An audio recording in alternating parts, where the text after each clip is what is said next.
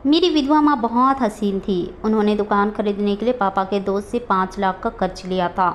Uncle अब जब भी घर आते माँ मुझे बहाने से दुकान पर भेज देती। एक दिन मैं दुकान पर पहुंची तो देखा चाबियां भूल आई हूँ। घर वापस आई तो माँ के कमरे का नज़ारा देखकर दंग रह गई। माँ और अंकल, मेरा नाम सीमा है। मैं और मेरी माँ मार्केट से निकल ही रहे थे कि तभी बारिश शुरू हो गई। वहाँ कोई रिक्शे वाला भी नहीं था, इसलिए हम दोनों माँ बेटी साइड पर खड़े होकर बारिश खत्म होने के इंतजार करने लगे। तभी अचानक एक कार आकर हमारे करीब रुकी। शीशे को नीचे करके उसमें बैठे हुए आदमी ने जब हमसे कुछ कहना चाहा, तभी बारिश की शोर में उसकी आवाज़ ठीक से हमारे कानों तक नहीं पहुंच पाई। लेकिन हम इतना तो समझ गए थे कि वो आदमी हमसे गाड़ी में बैठने के लिए बोल रहा था। जब गर्दन नीचे करके उस आदमी को हमने गौर से देखा तो फिर हमें उसे पहचानते हुए देर न लगी कि ये तो अशोक अंकल थे, पापा के एक बहुत पुराने दोस्त थे। कुछ ही देर में हम दोनों माँ बेटी अंकल की गाड़ी की पिछली सीट पर बैठे हुए थे। अशोक अंकल कभी हमारे पड़ोस में ही रहते थे, लेकिन कुछ साल पहले ही ये कॉलोनी छोड़कर करीब की एक महंगी सोसाइटी में रहने के लिए चले गए। हमारे बैठने के बाद गाड़ी स्टार्ट करते हुए अंकल ने पूछा, भाभी घर में सब ठीक तो है ना? माँ ने कहा कि हाँ सब ठीक है। आप बताइए आपकी बीवी कैसी है और बच्चे वगैरह कितने हैं? अंकल ने जवाब दिया, भाभी जब बीवी ही नहीं है तो फिर बच्चे कहाँ से आएंगे? माँ ने बड़ी ही हैरानी से पूछा, क्यों, क्या हुआ? आपकी बीवी को जब हम हमारे पड़ोस में रहते थे तभी तो शादी हुई थी। आपके अंकल ने कहा वो शादी चल ही नहीं पाई। 2 साल में ही हम दोनों की तलाक हो गई और पिछले साल ही यह केस ख़त्म हुआ है और मुझे उसके बदले में 50 लाख देने पड़े। अंकल की बात सुनकर माँ ने बड़ी ही हैरानी से उन्हें देखा और फिर उनसे बोली, यह तो बहुत भी बुरा हुआ। माफ़ कीजिएगा, मुझे इस बात की बिल्कुल भी भनक नहीं थी। अंकल ने कहा कि हाँ, खबर आपको होगी भी कैसे? आखिर मैं तो कॉलोनी छोड़कर सोसाइटी में जो रहने वाला गया था और बिजनेस के सिलसिले में अब मैं इतना मसरूफ़ रहता हूँ कि कहीं भी मुझे आने जाने की फुर्सत ही नहीं मिलती। और जब बंसल साहब ने जब उनसे कभी कभार मिली फ़ोन पर बात हो जाया करती थी। खैर छोड़िए, आप मेरा नंबर ले लीजिए। अगर कभी किसी चीज़ की आपको ज़रूरत हो तो बेझिझक मुझे फ़ोन कर लीजिएगा। अंकल ने माँ को अपना कार्ड दिया, जिसे माँ ने अपने पर्स में रख लिया और कुछ देर में ही हम दोनों घर पहुँच गए। अंकल हमें हमारे घर तक छोड़कर वापस चले गए। शराब की लत की वजह से आज से 3 साल पहले मेरे पापा का इंतकाल हो गया था। मेरे पापा कोई बेहतरीन इंसान नहीं थे, उन्हें शराब की लत लगी हुई थी और इसी बुरी लत में उन्होंने अपने गांव में अपनी सारी इज्जत को बर्बाद कर दिया था। शराब के नशे में वो अक्सर मेरी माँ के साथ मारपीट किया करती थी। मेरी माँ मेरी वजह से सब कुछ बर्दाश्त करती रही, क्योंकि तब तक मैं बहुत छोटी थी। मेरी परवरिश में किसी भी तरह की कोई कमी ना आए, बस इसी की वजह से मेरी माँ दिन रात बहुत मेहनत करती। पापा के मरने के बाद मेरी माँ घर में ही लोगों के कपड़े सीने लगी थी, जिससे हमारा गुजारा ठीक ठाक चल जाता था। मेरे पापा के बड़े भाई यानी कि मेरे ताया काफ़ी दौलतमंद इंसान थे, लेकिन हम माँ बेटी को वो पूछते तक नहीं थे। किसी भी त्यौहार पर वो लोग मेहमान की तरह घर आते और मेरे हाथ में थोड़ी बहुत मिठाइयाँ रखकर सिर्फ फॉर्मेलिटी के तौर पर हमें वो सब सामान देकर चले जाती। माँ की वजह से ही मैं आज एक अच्छे कॉलेज तक पहुंच पाई हूँ। कॉलेज घर के नज़दीक ही था। कॉलेज में ही मुझे कुंदन मिला, जिससे मेरी दोस्ती हो गई। फिर मेरी दोस्ती कब प्यार में बदल गई तो मुझे पता ही नहीं चला। मैं अपनी माँ से सारी बातें शेयर करती थी, लेकिन कुंदन की बात मैंने माँ को अभी तक नहीं बताई, क्योंकि एक तो माँ वैसे ही परेशान रहती है। इस पर अगर मैं उन्हें यह बात बताती कि मैं किसी लड़के से प्यार करती हूँ तो शायद वो और भी ज़्यादा दुखी हो जाती। मेरे कॉलेज की छुट्टियाँ थी, इसलिए अब मैं पूरे दिन घर में ही रहती थी और माँ के काम में थोड़ा बहुत हाथ बटा दिया करती थी। घर के पास से एक नई मार्केट बनाकर तैयार हुई थी। उसी मार्केट में मेरी माँ लेडीज़ गारमेंट की एक दुकान शुरू करना चाहती थी। इसी सिलसिले में आज हम मार्केट गए हुए थे, जहां हमारी मुलाकात अशोक अंकल से हो गई। मार्केट में दुकान खरीदने के लिए माँ को 5 लाख रुपयों की ज़रूरत थी। मेरे ताया के लिए 5 लाख कोई बहुत बड़ी रकम नहीं थी और माँ उनसे मांग भी लेती तो शायद वो उन्हें दे भी देते, लेकिन माँ ने उनसे लेना बिल्कुल भी मुनासिब नहीं समझा। हम दोनों माँ बेटी घर में एक सहेली की तरह रहते थे। मेरी माँ अपनी हर मुश्किल में मुझसे बात करती तो मैं भी अपनी कॉलेज लाइफ की बातों को माँ से ही शेयर कर लेती थी। 1 महीना गुजर गया। इसी बीच माँ दुकान के लिए 5 लाख का लोन लेना चाह रही थी। पिछले 1 महीने से मेरी माँ बैंक का चक्कर लगा रही थी, लेकिन बैंक से उन्हें सिर्फ 1 लाख का ही लोन मिल पाया। गोल्ड गिरवी रखकर माँ ने 2 लाख का और भी इंतजाम की और वो 3 लाख उस दुकान वाले को दे दी। अब बाकी 5 लाख के लिए माँ ने उस दुकान वाले से 2 महीने का वक्त ले लिया, लेकिन अब माँ को 2 महीने के अंदर अंदर 5 लाख का इंतजाम करना था। सुबह उठकर मैं अपनी पढ़ाई में मशगूल हो गई और माँ किचन में सुबह खाना बनाने के बाद झाड़ू लगा रही थी। कुछ देर में हाथों में झाड़ू लिए वहीं मेरे कमरे में आ गई और बोली, सीमा मेरे दिमाग में एक बात आ रही है। मैंने कहा बोलो। माँ ने कहा, रुपयों के लिए एक बार क्या मैं अशोक से बोल के देखूं? मैंने कहा अंकल के पास अगर पैसे नहीं हुए तो फिर भी आप एक बार उनसे बात करके देख लीजिए। माँ ने झट से अंकल का कार्ड निकाला और अपने फ़ोन पर उनका नंबर डायल कर दिया। अंकल ने फ़ोन उठाया। उन्होंने उधर से कहा, हेलो कौन? और माँ ने कहा कि मैं सीमा की माँ बोल रही हूँ, क्या आपने मुझे पहचाना? अंकल ने कहा, अरे भाभी कैसी हैं आप और आपने मुझे कैसे याद किया? माँ ने हिचकते हुए अंकल के सामने अपनी सारी परेशानी को बयान कर दिया। अंकल ने कहा कि भाभी मैं अभी ऑफिस में हूँ, शाम को लौटते वक्त मैं आपके घर की तरफ से होता हुआ आऊँगा। अंकल का फ़ोन कटने के बाद माँ थोड़ा परेशान लग रही थी कि परेशानी को मैं भाग गई थी, इसलिए मैं माँ के करीब आई और बोली कि आप बिल्कुल भी टेंशन मत लीजिए। जब अंकल घर आने के लिए बोल रहे हैं तो इसका मतलब यही है कि वह हमारी कुछ न कुछ मदद ज़रूर करेंगे। शाम के 7 बजे थे कि घर के बाहर एक गाड़ी के रुकने की आवाज़ सुनाई दी। मुझसे पहले ही माँ दरवाजे तक पहुँच गई थी और उसके पीछे से मैं भी चली आई। हम दोनों को यकीन था कि अंकल आए होंगे, लेकिन बाहर तो मेरे ताया और ताई खड़े थे, उसके साथ मेरी कज़न भी थी। उन तीनों लोग आए थे और फिर चाय नाश्ते के बाद ताया ने हमें बताया कि मेरी कज़न अपनी पढ़ाई पूरी करने जापान जा रही है। देर रात इसकी फ्लाइट है। ताया ने माँ से कहा कि सीमा की माँ, मैंने सोचा था कि सीमा को भी बाहर पढ़ने के लिए भेज दूँ, लेकिन इसके वहाँ यहाँ पर न रहने हुए तुम बिल्कुल भी अकेले हो जाओगी। बस यही सोचकर मैं पीछे हट गया। माँ ने कहा कि आपने बिल्कुल सही किया, सीमा के बिना मैं बिल्कुल अकेली हो जाऊँगी जाती। माँ की बात पूरी होते ही माँ के फ़ोन की घंटी बजने लगी। अंकल का ही फ़ोन था। माँ फ़ोन लेकर मेरे कमरे में चली आई। जब कमरे से बाहर निकली तो वो काफ़ी बेचैन लग रही थी। मेहमानों के बीच में उनसे उनकी परेशानी की वजह कैसे पूछती, तो मैंने माँ को मैसेज करते हुए पूछा, क्या हुआ माँ? माँ सामने बैठी थी। माँ ने फ़ौरन ही रिप्लाई किया, थोड़ी देर में अशोक घर पहुंचने वाला है, क्या करें? अजीब सी परेशानी थी, कुछ समझ में नहीं आ रहा था। अगर ताया ताई के सामने है अंकल घर पहुंच गए तो बड़ा ही मसला हो जाएगा। ना जाने फिर ये लोग क्या सोचेंगे। यहाँ से जाने के बाद वो लोग तरह तरह के हमारे बारे में बातें बनाएंगे। मेरी ताई को तो आसानी से बात बनाने का मौका मिल जाएगा। वो पूरे रिश्तेदारों में इस बात का बतंगड़ बनाकर पेश करेगी। मेरी माँ को मैसेज किया कि बाहर जाकर अंकल को फ़ोन कर लीजिए और उन्हें अपने साथ लेकर मार्केट में चली जाइए और वहीं पर उनसे जो भी बातें आपको करनी है वो आराम से कर लीजिएगा, तब तक मैं इन लोगों को अकेले संभाल लूँगी। माँ ने वैसे ही किया। उन्होंने ताया को कहा कि मैं एक ज़रूरी काम से थोड़ी देर के लिए मार्केट जा रही हूँ। माँ की इस तरह का अचानक चले जाने से मेरी ताई को बिल्कुल भी अच्छा नहीं लगा, इसलिए माँ के जाने के कुछ देर बाद ही ताया और ताई एयरपोर्ट के लिए रवाना हो गए। मैंने माँ को फ़ोन किया कि माँ वो लोग चले गए हैं। मेरी बात सुनकर माँ ने गहरी सांस ली और कहा कि ठीक है, मैं अभी थोड़ी ही देर में घर आ रही हूँ। थोड़ी देर में अंकल की कार हमारे दरवाजे पर आकर रुकी। अंकल की गाड़ी में ड्राइविंग सीट के बगल में ही माँ बैठी थी। मेरी माँ काफ़ी खुश नज़र आ रही थी। मैंने अंकल को प्रणाम किया और फिर उन्हें घर में आने को कहा, लेकिन वो बहुत जल्दी में थे। फिर कभी आने के लिए बोलकर वो वहाँ से चले गए।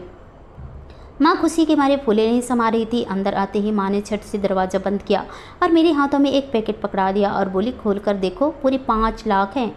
मेरा मसला हल हो गया है। मैं अशोक के साथ जाकर कल सुबह ही दुकान की रजिस्टर करवा लूँगी। धीरे धीरे 6 महीने गुजर गए। माँ की मेहनत कामयाब हो गई थी। दुकान खूब अच्छी तरह से चलने लगी थी। 2 महीने के अंदर ही माँ ने बगल वाली दुकान लेकर अपने काम को और भी दुगुनी रफ्तार दे दी थी। मैं भी पढ़ाई के साथ साथ माँ के बिजनेस में उनका हाथ साथ देने लगी थी। माँ मुझे अक्सर कहती कि तू अपनी लाइफ को एंजॉय कर, यह सब तो मैं अकेली ही संभालूंगी।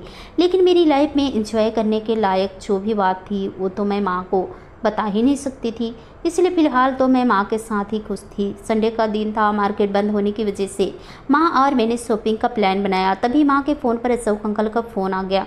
माँ फ़ोन लेकर अपने कमरे में चली गई और फिर उन्होंने अंदर से दरवाज़ा भी बंद कर लिया। मुझे लगा कि शायद अंकल अपने रुपयों के लिए माँ को फ़ोन कर रहे होंगे, लेकिन थोड़ी ही देर जब माँ कमरे से बाहर निकली तो मैंने उसके चेहरे पर एक अजीब सी खुशी महसूस की। मैंने माँ से पूछा, क्या हुआ माँ? अंकल अपने रुपये के वापस मांग रहे हैं। माँ ने कहा, अरे नहीं, वो पगली, पिछले महीने ही तो मैंने उसके रुपये लौटाने के लिए उन्हें बोला, लेकिन उन्होंने तो मुझे साफ मना कर दिया। तब मैंने वो रकम बगल वाली दुकान में इन्वेस्ट कर दिया। अंकल का बहुत बड़ा बिजनेस था, उसके पास रुपये पैसे की कोई कमी नहीं थी। वो तो मुझे और भी पैसे देना चाहते थे, लेकिन फ़िलहाल तो मैंने उन्हें मना कर दिया है। थोड़ी देर पहले इसलिए मैं वहाँ जा रही हूँ और तुम यहाँ घर पर ही रुकना। यह कहकर माँ तैयार होने के लिए वापस कमरे में चली गई। थोड़ी देर बाद जब वो कमरे से बाहर निकली तो उन्हें देखकर मैं चौंक ही गई। बड़े ही दिनों बाद बड़ा खूबसूरत सा जोड़ा पहना था और वह हल्के से मेकअप के साथ आज गजब की लग रही थी। माँ का यह रूप देखकर मुझे थोड़ी सी हैरानी हुई और मैं समझने लगी कि शायद माँ और अशोक अंकल के बीच में मोहब्बत की खिचड़ी पक रही है। मेरी माँ 35 साल की उम्र की थी और अंकल की भी तकरीबन इतनी ही उम्र के होंगे, तो इसमें कोई बुराई की भी बात नहीं थी। माँ ने पूरी ज़िंदगी अपनी ख्वाहिशों को गला घोट कर मुझे बड़ा किया, उसके ऊपर होने वाले जुर्म की भी मैं खुद गवाह थी। आज माँ अपनी ज़िंदगी को अपने हिसाब से जीना चाह रही थी, तो आखिर इसमें गलत क्या है। मैं माँ को खुश देखकर अंदर ही अंदर बहुत खुश थी। मैं अंकल को शुक्रिया किया अदा करने लगी, क्योंकि मेरी माँ भी कि इस खुशी की वजह वही थे। माँ को इतना खुश देखकर मैं भी सोच रही थी कि मोहब्बत भी क्या चीज़ होती है, जिससे मिल जाए उसकी तो ज़िंदगी ही संवर जाती है और जिससे ना मिले तो उसका तो सब कुछ बर्बाद ही हो जाता है। कोई लैला या कोई मजनू यूं ही नहीं बना होगा। मोहब्बत की ताकत ने इसे अमर कर दिया है। लेकिन मैं अपनी मोहब्बत का क्या करूं? मुझे भी तो मोहब्बत है, लेकिन मेरी मोहब्बत लैला और मजनू जैसी ही लगती है। मैंने ये सब सोच ही रही थी कि बाहर अंकल की गाड़ी का हॉर्न सुनाई दिया और माँ झट से घर से निकल गई और फिर सीधा रात के 10 बजे ही लौटी। वो बहुत खुश थी। उन्होंने आते ही मेरे हाथों को चूम लिया और मुझसे बोली, सॉरी बेटा, मैं लेट हो गई। तुमने खाना खाया? मैंने कहा, नहीं माँ, अभी तो नहीं। मैंने सोचा कि तुम लौटोगी तो हम फिर साथ में खाना खा लेंगे। मैंने बिरयानी बनाई है, खाओगी? निकालूं खाना? लेकिन माँ बोली कि मैं तो बाहर से खाकर आई हूँ, इसलिए मैं नहीं खाऊंगी, लेकिन तुम खा लो। मैं समझ गई कि माँ का डिनर तो हो चुका है। मैंने माँ को मोहब्बत में देखा तो मुझे लगा कि अपनी मोहब्बत की दास्तान भी मैं आज माँ को ही बता दूँ। मेरे माँ से कहा कि मैं तुम्हें कुछ बताना चाहती हूँ। माँ मेरे करीब आकर मेरे बगल में ही बैठ गई। अब बड़े ही प्यार से उन्होंने मेरे बालों को सहलाते हुए कहा, बोलो बेटा, क्या बात है? मैं बोली, माँ, मैं एक लड़की से प्यार करती हूँ और वो भी मुझसे बेइंतहा प्यार करता है। अब तक आपसे यह बात छुपाती रही, क्योंकि अब तक मेरे अलावा आपका कोई भी नहीं था। मैं ज़िंदगी में पहली बार आपको इतना खुश देख रही हूँ। मेरी बातों में माँ का खूबसूरत चेहरा और भी ज़्यादा खिल गया। फिर वो बोली कि अच्छा, ज़्यादा मुझे मक्खन मत लगा और यह बता कि लड़का करता क्या है। मैं बोली कि मैं जिस लड़के से प्यार करती हूँ उसका नाम कुंदन है, यही करीब में ही रहता है। मेरी बात सुनकर माँ ने कहा, सच्ची मोहब्बत कभी किसी की दायरे की मोहताज नहीं होती और इसमें ना कोई ऊंच होता है और ना ही कोई नीच। सच्ची मोहब्बत को कभी कोई नहीं रोक सकता। यह बात तूने अब तक मुझे क्यों नहीं बताई? चल अभी के अभी मेरी बात करवा कुंदन से। माँ के कहने पर मैंने फ़ौरन ही कुंदन से फ़ोन लगा दिया। उससे बता दिया कि आज मैंने माँ को तुम्हारे और मेरे रिश्ते के बारे में सब कुछ बता दिया है और इसलिए माँ अब तुमसे बात करना चाहती है। थोड़ी ही देर के बाद मैंने माँ को फ़ोन पकड़ा दिया और फिर उनसे कहा कि लो, आप कुंदन से बात कर लो। माँ ने कुंदन से बहुत ही लंबी चौड़ी बात की। माँ ने उनसे घर वालों के से लेकर उसकी पढ़ाई और उसके फ्यूचर को लेकर भी सारे सवाल कर डाले। फ़ोन रखने के बाद माँ बहुत खुश थी। बोली कि सीमा, मुझे तेरी पसंद पर नाज है। बेटा, कुंदन एक बहुत अच्छा इंसान है और देखना एक दिन वो बहुत बड़ा जज बनेगा। मेरे दिल पर जो बोझ था वो उतर गया था। अब मैं भी माँ की तरह ख्वाबों की हसीन दुनिया में उम्मीदों के पंख लगाकर उड़ने लगी थी। अपने काम से फ्री हो लेने के बाद ज़्यादातर वक्त माँ के साथ ही गुजारता था। माँ घर में रहती तो अंकल के ख्यालों में ही डूबी डूबी सी रहती। हर वक्त मुझसे अंकल की ही बातें करती रहती और वक्त मिलते ही अंकल से फ़ोन पर लग जाती। जल्दी ही माँ ने गाड़ी भी ले ली। हैरान थी कि माँ ने इतनी जल्दी ड्राइविंग आखिर कैसे सीख ली थी। माँ ने मुझे भी ड्राइविंग सिखा दिया। अब तो हम दोनों माँ बेटी अपनी गाड़ी से ही शॉपिंग करने जाते और अपनी शॉप पर भी जाते और कभी कभी दिल करता तो कार को लेकर कहीं भी निकल जाते और दो सहेलियों की तरह हम खूब मस्ती करते। सुबह के 8 बजे तक माँ अपनी कार से शॉपिंग पर जाने के लिए मार्केट निकल जाती। अक्सर मैं आराम से ही पहुँचती, कभी कभी नहीं भी पहुँचती। मेरे ना जाने पर भी माँ सब कुछ अच्छे से हैंडल कर लेती। कहते हैं कि इस छुपाई नहीं छुपता। मेरे ताया उसी सोसाइटी में रहते थे जिसमें अशोक अंकल का घर था। माँ और अंकल के बीच पक रहे मोहब्बत के पुलाव की खुशबू मेरी ताई तक पहुँच चुकी थी। सुबह जब मैं बाथरूम में थी तभी माँ की आवाज़ आई, सीमा बेटा, मैं शॉप के लिए निकल रही हूँ। तुम्हारा दिल करे तो तुम आराम से दुकान पर पहुँच जाना।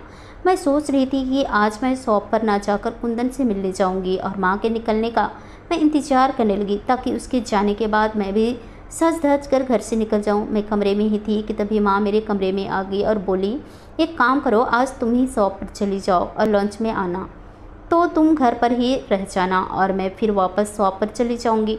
मैंने कहा, ठीक है माँ, लेकिन अभी तो तुम शॉप पर जाने को तैयार थी, अब अचानक से तुम्हें क्या हो गया? तो माँ बोली कि वो दरअसल मुझे कोई ज़रूरी काम आ गया है, इसलिए मैं अभी नहीं जा सकती। मैंने गाड़ी निकाली और मैं दुकान की तरफ निकल पड़ी, लेकिन जब मैं दुकान पर पहुंची तब मुझे याद आया कि मैं शॉप की चाबियां तो लाना ही भूल गई थी। शॉप के घर की दूरी सिर्फ 5 किलोमीटर की थी। मैंने फिर से गाड़ी स्टार्ट की और घर के लिए निकल पड़ी। घर पहुंची तो देखा कि घर के बाहर अशोक अंकल की गाड़ी खड़ी हुई है। मैं माँ के इस ज़रूरी काम को अब अच्छी तरह से समझ गई थी। उन लोगों को डिस्टर्ब करना बिल्कुल भी ठीक नहीं समझा, लेकिन शॉप की चाबियाँ लेना भी बहुत ज़रूरी था। मैं घर के बाहर से ही माँ को फ़ोन लगाने लगी और फिर मैंने उनसे कहा कि मैं चाबी घर पर ही भूल आई हूँ। मेरी पूरी बात सुने बिना ही माँ ने मुझे कहा कि बेटा तुम अभी घर पर मत आना, मैं ज़रूरी काम से बाहर आई हुई हूँ। और मैं फिर से शॉप पर पहुँच गई और माँ से ज़रूरी काम से फ्री होने का इंतज़ार करने लगी। आधे घंटे में ही माँ शॉप पर पहुंच गई। मैंने माँ से कहा कि आज तुम दुकान संभालो, मैं जा रही हूँ। माँ बोली कि तुम कहाँ जा रही हो? मैंने कहा कि मुझे भी बहुत ज़रूरी काम है। और फिर मैं पहुंच गई कुंदन के फ्लैट पर। शाम को जब मैं घर पहुंची तो फ्रेश होकर रात के खाने की तैयारी में लग गई। तभी हमारे दरवाजे की घंटी बजी।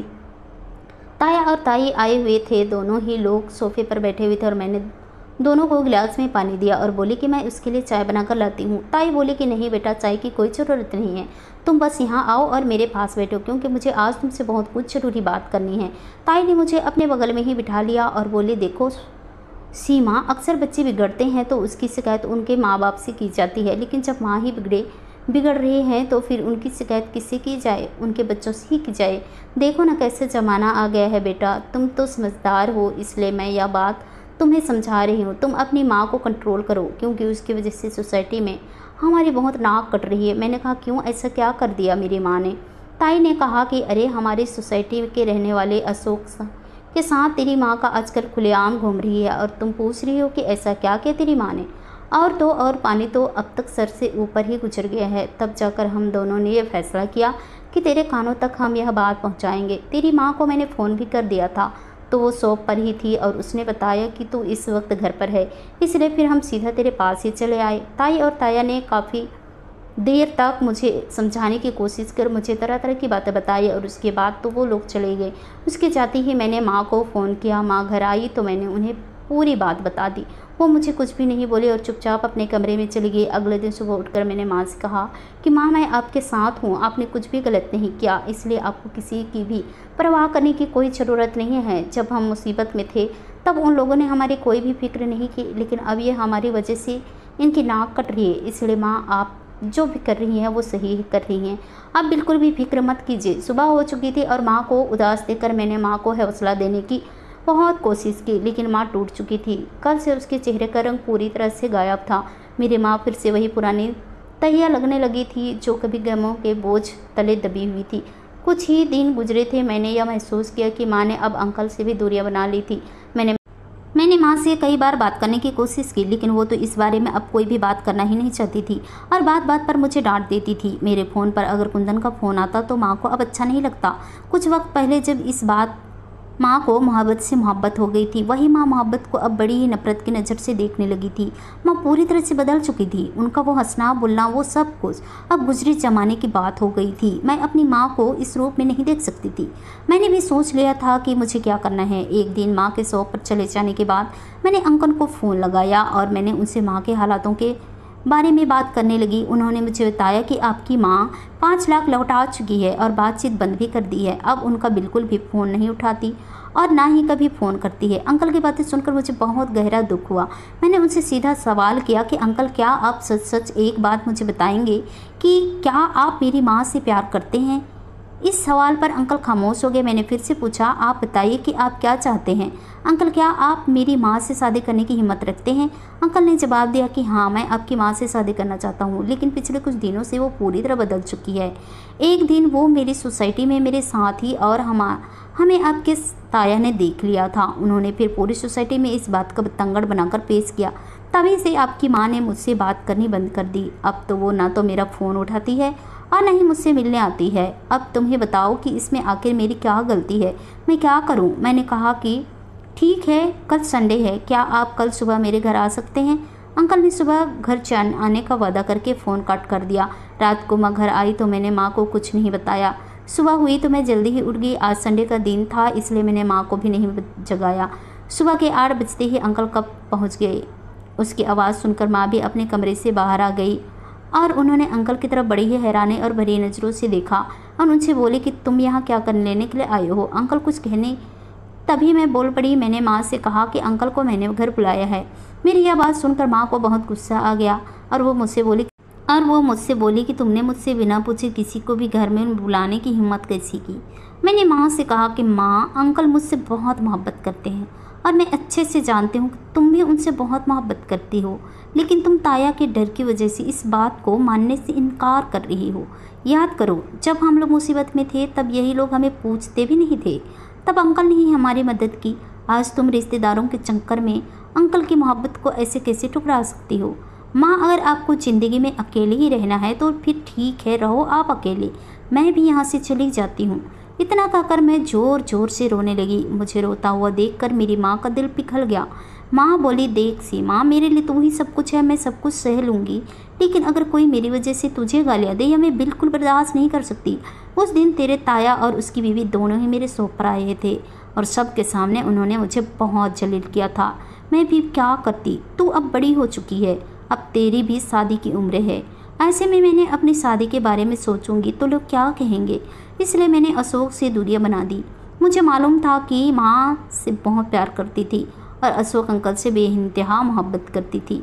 मेरे थोड़े से रो देने से ही घर का माहौल ठीक होने लगा था। मैं चाय बनाने के लिए चली गई। माहौल बदलते हुए मुझे भी बहुत अच्छा लगा। चाय बना कर लाई। माँ का बदलते हुए मूड को देखा तो मुझे भी बहुत अच्छा लगा और मैंने फ़ौरन कह दिया कि माँ, लोगों की परवाह करना छोड़ दो और अशोक अंकल को हाँ कह दो। हम लोगों के कहने पर माँ शर्मा गई।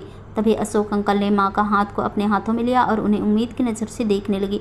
तभी मैंने माँ से कहा कि माँ, अब ज़माने की फिक्र छोड़ दो। माँ, मुझे पता था कि आप दोनों एक दूसरे से बहुत प्यार करते हैं, इसलिए मैंने बिना आप लोगों से पूछे कोर्ट मैरिज की अर्जी लगा दी थी।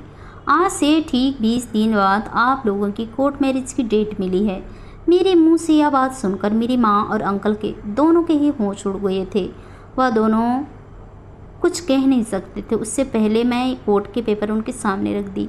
मेरी माँ हैरान होकर कहने लगी कि किया तुमने क्या कर दिया? मैं तो सोचती थी कि तू अभी बच्ची है, लेकिन तू तो मेरी ही माँ निकली। मैंने कहा कि आप दोनों अभी अपनी शादी की तैयारी शुरू कर दीजिए। रही रिश्तेदारों की बात, तो मैं आप लोगों के शादी के कार्ड भी छपाने के लिए भेज दिया है। मैंने महसूस किया कि मेरी माँ को मेरे प्रति बहुत गर्व महसूस हो रहा था। अशोक अंकल को तो खुशी का ठिकाना ही नहीं रहा। कहा कि आपकी मैं बहुत खुशनसीब हूँ कि आपकी माँ जैसी औरत मेरी ज़िंदगी में आई। अब तो तुम बेटी को भी पाकर मैं गर्व महसूस कर रहा हूँ। मैंने आपको खुशनसीब समझता हूँ।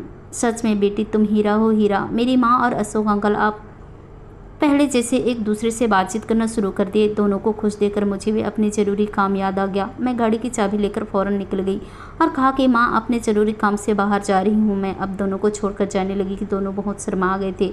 अब मैं भी शादी की तैयारी में लग गई। अंकल जी अपनी शादी की तैयारी के लिए बहुत बड़े होटल पर बुक किया था, चक्कर काट रहे थे। मैंने सबसे पहले ताई के घर काट लेना ज़रूरी समझा। मैंने माँ को बिना बताए उसकी सोसाइटी में पहुँच गई। उसके डोर बेल भी बजाने लगी। दरवाजे को ताई नहीं खोला और मुझे अचानक दरवाजे पर देखकर चहकते हुए बोली, अरे तुम हो, आज रास्ता कैसे भटक गई?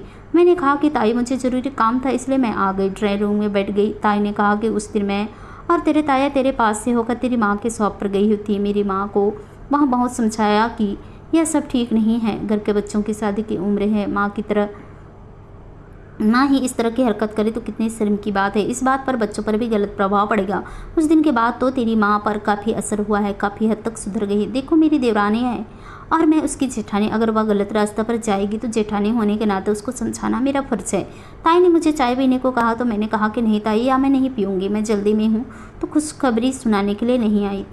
मैंने कार्ड निकालकर सीधे ताई के हाथ में थमाते हुए कहा कि यह लोग ताई शादी का कार्ड है, आप शादी में ताया के साथ जरूर आना। कार्ड देखकर ताई मुस्कुराने लगी और कहने लगी कि अरे लड़का भी तो देखा है और अब शादी की तारीख भी पक्की हो गया और तू अब बता रही है। खैर, यह खुशी की बात है। अच्छा, यह तो बताओ कि दामाद करता क्या है। मैं दरवाजे पर खड़ी हो गई और कहा कि लड़का बिजनेसमैन है।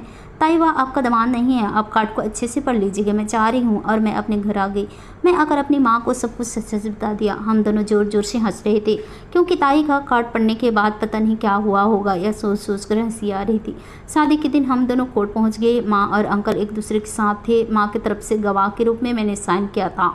हमारे मार्केट से कई लोग भी शामिल हुए थे। शादी के जोड़े में माँ कितनी हीरोइन जैसी लग रही थी। कोर्ट से निकलने के बाद हम दोनों माँ बेटी साथ थे, लेकिन माँ अशोक अंकल की गाड़ी में आगे सीट पर बैठ गई और मैं पीछे सीट पर बैठ गई थी। दोनों ही खूबसूरत जोड़ी को देखकर मैं बेहद खुश हो रही थी। माँ कहा कि सीमा बेटा तो कुंदन से कब मिलवाएगी, उसका फाइनल एग्जाम हुआ कि नहीं। मैंने कहा माँ उसका एग्ज़ाम क्लियर हो गया है, अब वह जज भी बन गया है। यह खुशखबरी तूने अभी तक क्यों नहीं बताया, और तुम उनसे शादी पर क्यों नहीं बुलाया। मैंने कहा कि माँ अभी आप दोनों कुंदन के सामने ही तो खड़े थे। मेरे झोल में जो जज बना था वह कुंदन ही तो था। वह थोड़ी ही देर में घर पहुँच जाएगा।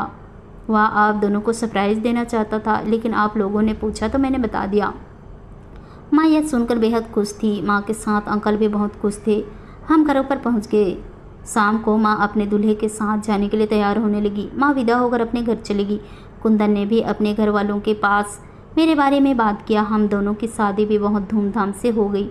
आज मैं कुंदन के साथ बहुत खुश हूँ और अच्छी ज़िंदगी जी रही हूँ। दोस्तों, माँ अपने बच्चों के लिए सब कुछ झेलती है, जिसका हमें अंदाज़ा भी नहीं होता। लेकिन जब दूध का कर्ज चुकाने की बारी आती है तो हम उन्हें अकेला छोड़ देते हैं। लेकिन दुनिया में कुछ ऐसे लोग होते हैं जो माँ बाप का कर्ज अदा करते हैं। याद रखें, दूसरों की खुशी को भी समझना एक ख़ास बात होती है। अगर आप भी दूसरों की खुशी को समझने का हक़ रखते हैं तो बहुत अच्छे इंसान होंगे। दुनिया में हर किसी को खुश रहने का हक़ है और अपने पसंदीदा जीवन साथी चुनने का भी हक़ है। दोस्तों, यही अच्छी तरह से इस कहानी सुनने के लिए प्लीज़ हमारे चैनल को सब्सक्राइब जरूर कीजिए।